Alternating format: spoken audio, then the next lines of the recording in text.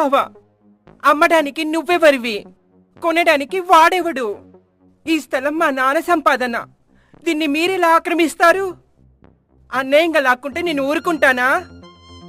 ఒక్కొక్కడిని ఇక్కడే పాతి పెట్టేస్తాను. మర్యాదగా ఇల్లు ఖాళీ చేసి వెళ్ళిపోండి. ఏదో హిజ్రావని మెత్తగా మాట్లాడుతుంటే రెచ్చిపోతున్నావేంటే? నువ్వు మమ్మల్ని పాతి పెట్టడం కాదు, నిన్నే ఇక్కడ పాతి పెట్టి ఈ ఇల్లు ఇంకో బిల్డర్కి అమ్మి కోట్లు గడిస్తాను అంటూ రంగా హెచ్చరిస్తుండగా వెనుక నుంచి వచ్చిన రంగా అనుచరుడు లైలాను కర్రతో తలపై కొట్టడంతో అమ్మా అక్కడికక్కడే చనిపోతుంది. చనిపోయిన లైలా శవాన్ని అక్కడే గొయ్యి తీసి పాతి పెట్టేస్తారు. తన స్నేహితుడిని చంపిన విషయం తెలుసుకున్న రాము చాలా బాధపడతాడు. అప్పుడప్పుడు తన సమాధి దగ్గరికి వచ్చి కాసేపు ఉండి వెళుతూ ఉంటాడు.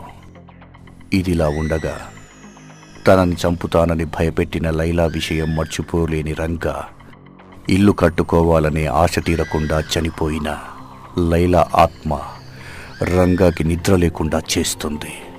ఒకరోజు రంగా ఇంట్లో ఉండగా గజ్జల శబ్దం మెల్లగా వినబడుతూ ఉంటుంది. ఎవరది అని రంగా గట్టిగా అరిచినా ఎటువంటి సమాధానం ఉండదు.